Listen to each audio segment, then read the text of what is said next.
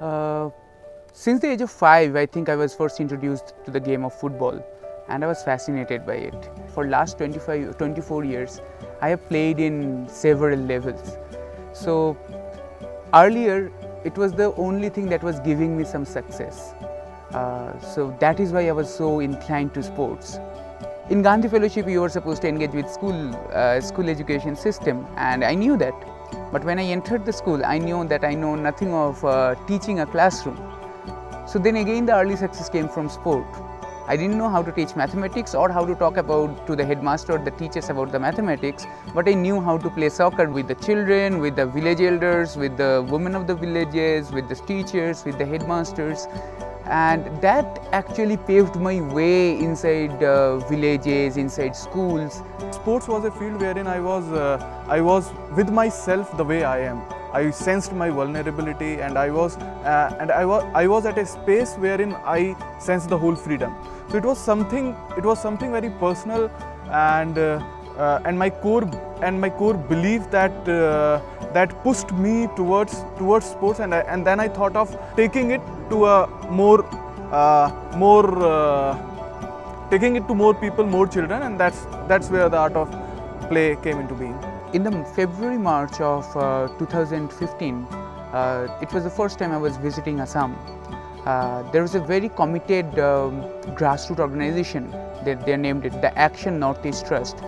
Bodo militancy is really high over there.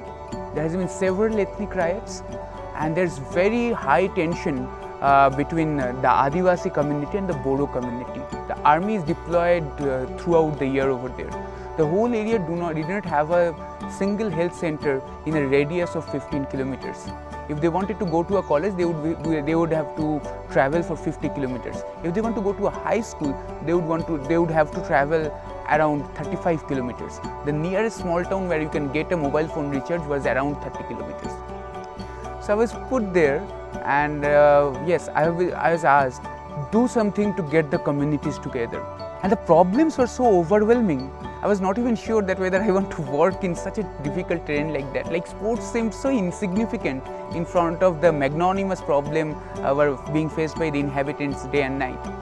We started making ultimate frisbee teams over there. So we had 12 villages, around 250 to 300 children. So we actually went, so the organization was running some learning centers because there is no school system actually over there. So they're learning centers. So we got the learning center teachers and we transformed in their coaches.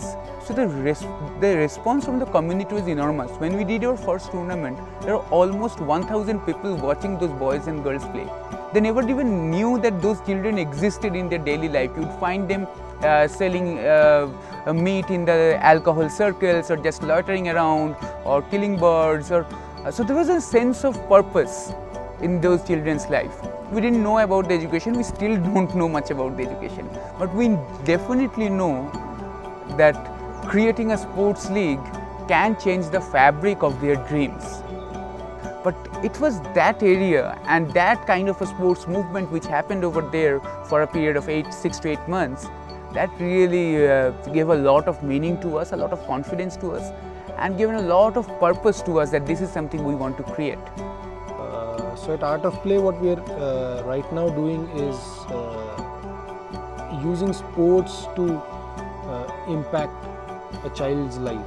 And what we felt is, working in schools, working in communities, we've seen that children are not getting that access, even to a playground or even to a coach or a person who can guide them through that process of playing something together as an organized sports. So a very fundamental belief is that let's give that access to children, provide them with coaches, provide them with teachers who can do that with them, provide them with sufficient infrastructure, let's say a nearby playground or a certain kind of equipments with which they can play. So that's the access part of it. What it does to them is we want to work on their social, emotional and physical skills, which are very essential in living in the 21st century.